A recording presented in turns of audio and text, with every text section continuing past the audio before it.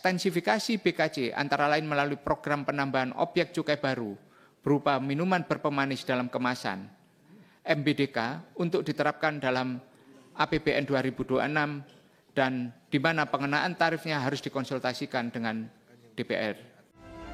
Dalam RAPBN 2026, pemerintah menetapkan target penerimaan kepabeanan dan cukai naik menjadi Rp334,3 triliun.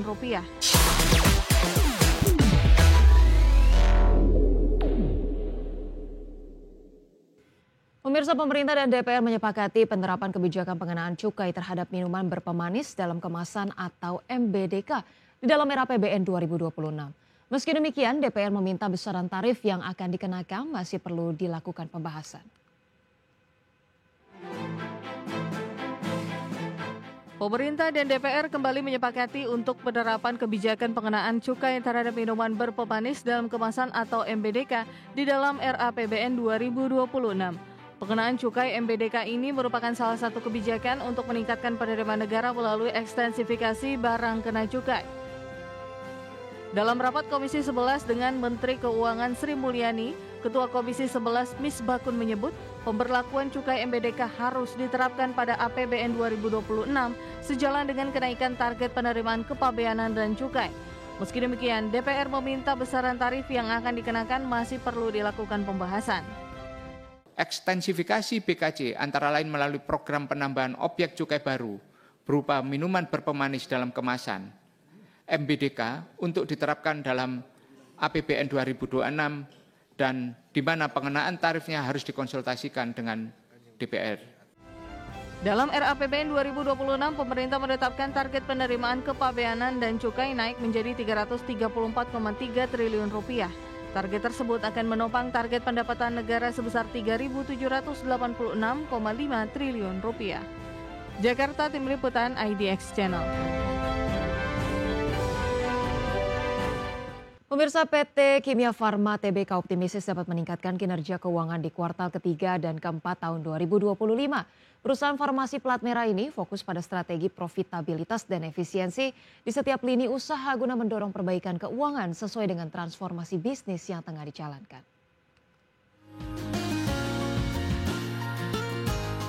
PT Kimia Farma Tbk atau KF optimistis dapat meningkatkan kinerja keuangan di kuartal ketiga dan keempat tahun 2025. Perseroan menjelaskan 3 strategi utama perusahaan, di mana pertama memperkuat fundamental bisnis dengan menyederhanakan portofolio dan mendorong produk unggulan bernilai tinggi dan margin kompetitif. Kedua, mengoptimalisasi saluran penjualan demi memperluas jangkauan dan penetrasi pasar. Ketiga, memperkuat digitalisasi serta inovasi produk sesuai tren kesehatan masyarakat. Kimia Farma juga berhasil menurunkan beban produksi dan operasional secara signifikan. Beban pokok penjualan turun 1,02% menjadi Rp6,99 triliun dan beban usaha turun 15,68% menjadi Rp3,79 triliun pada tahun 2024. Hal ini berdampak positif terhadap peningkatan laba bruto sebesar 4,96% secara tahunan. Pada 2024, kerugian bersih Kimia Farma berhasil disusutkan 46,56% dari Rp2,26 triliun menjadi Rp1,2 triliun. Transformasi bisnis dan pembenahan internal yang berkelanjutan menjadi kunci perbaikan ini yang diharapkan berlanjut untuk meningkatkan profitabilitas di paruh kedua 2025. Berbagai sumber IDX Channel. Pemirsa, pemerintah akan mengucurkan belanja perpajakan sebesar Rp563,6 triliun pada tahun 2026. Industri pengolahan menjadi sektor terbesar yang menerima manfaat belanja perpajakan di 2026 yang mencapai Rp141,7 triliun. Pemerintah akan mengucurkan belanja perpajakan sebesar Rp563,6 triliun pada tahun 2026. Angka ini meningkat jika dibandingkan dengan Outlook 2025 yang hanya sebesar Rp530,3 triliun. Pemerintah memastikan kebijakan belanja perpajakan disesuaikan dengan kebutuhan sektor, di antaranya untuk menjaga daya beli masyarakat, menarik investasi, meningkatkan sumber daya manusia, serta mendukung pengembangan usaha mikro, kecil, dan menengah. Industri pengolahan menjadi sektor terbesar yang menerima manfaat belanja perpajakan di 2026 yang mencapai 141,7 triliun rupiah, diikuti industri pertanian, kehutanan dan perikanan, sektor perdagangan, sektor lainnya, sektor jasa keuangan dan asuransi, sektor transportasi dan pergudangan, serta sektor jasa pendidikan. Berdasarkan jenis pajaknya, porsi terbesar belanja perpajakan masih disumbang dari pajak pertambahan nilai atau PPN dan pajak penjualan atas barang mewah atau PPNBM dengan estimasi mencapai 371,9 triliun rupiah.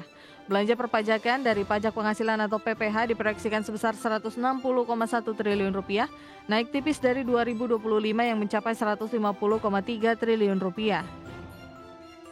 Dari sisi bea masuk dan cukai, pemerintah memperkirakan realisasi mencapai 31,1 triliun rupiah, sedikit menurun dibanding proyeksi 2025 sebesar 36,2 triliun rupiah. Sementara itu, belanja perpajakan dari pajak bumi dan bangunan P5L serta bea materai masing-masing diperkirakan relatif stabil sebesar 0,1 triliun rupiah dan 0,4 triliun rupiah. Tim Liputan IDX Channel. Pemirsa, PT Kawasan Industri Jababeka Tbk atau KIJA percaya diri dapat memaksimalkan peluang yang terbuka dari perjanjian perdagangan Indonesia dengan beberapa negara dan kawasan. Perusahaan kawasan industri ini melihat momentum positif setelah langkah strategis Indonesia dalam menurunkan tarif dan memperkuat kerjasama dagang internasional. Setelah gejolak dagang global di awal tahun, Amerika Serikat menurunkan tarif tambahan produk impor Indonesia dari 32% menjadi 19%. Langkah ini membuka ruang lebih besar bagi produk Indonesia untuk bersaing di pasar Amerika, sekaligus memberikan keuntungan langsung bagi eksportir dan industri terkait, termasuk kawasan industri seperti Jababeka. Selain Amerika Serikat, Indonesia juga semakin memperkuat hubungan dagang dengan Uni Eropa melalui IU-CEPA dan dengan Peru melalui IP-CEPA. KIJA meyakini perjanjian dagang ini akan membuka akses pasar yang lebih luas dan memperkuat daya saing kawasan industri dalam menarik investasi dan peningkatan ekspor. Mengantisipasi peluang tersebut, perseroan terus memperkuat pengembangan infrastruktur dan layanan untuk menarik investor baru serta mendukung pertumbuhan bisnis kawasan industri. Optimisme ini didukung keyakinan bahwa perjanjian dagang yang lebih terbuka akan memperluas jaringan pasar dan membantu perusahaan berkembang berkelanjutan. Berbagai sumber IDX Channel. Nah, pemirsa, berikut kami hadirkan informasi seputar indeks harga saham gabungan pemirsa pada penutupan perdagangan sesi 1 hari ini 25 Agustus 2025. Pemirsa, IHSG terpantau ditutup menguat 1,02% atau menguat 79,9 poin ke posisi 7.938,8. Sempat menyentuh level tertingginya di 7.951,9 dan level terendahnya di 7.915. Kemudian pemirsa, 463 saham menguat, 208 turun, dan 133 saham stagnan. Sementara itu pemirsa, dari top gainers kami hadirkan informasi sejumlah top gainers dari koin menguat 24,61%, kemudian ada BBRI menguat 2,9%, MTEK menguat 18,8%, CDIA menguat 2,6%. Kemudian top losers pemirsa ada SMIL yang melemah 2,9%, Goto melemah 1,6%, kemudian ada saham DASA melemah 1,8% dan ASLC melemah 3,4%. Dari pergerakan sektoral pemirsa, sektor properti memimpin penguatan dengan kenaikan 3,1%, disusul teknologi dengan kenaikan 2,1%, infrastruktur naik 2,02%, dan keuangan mengalami penguatan 1,9%.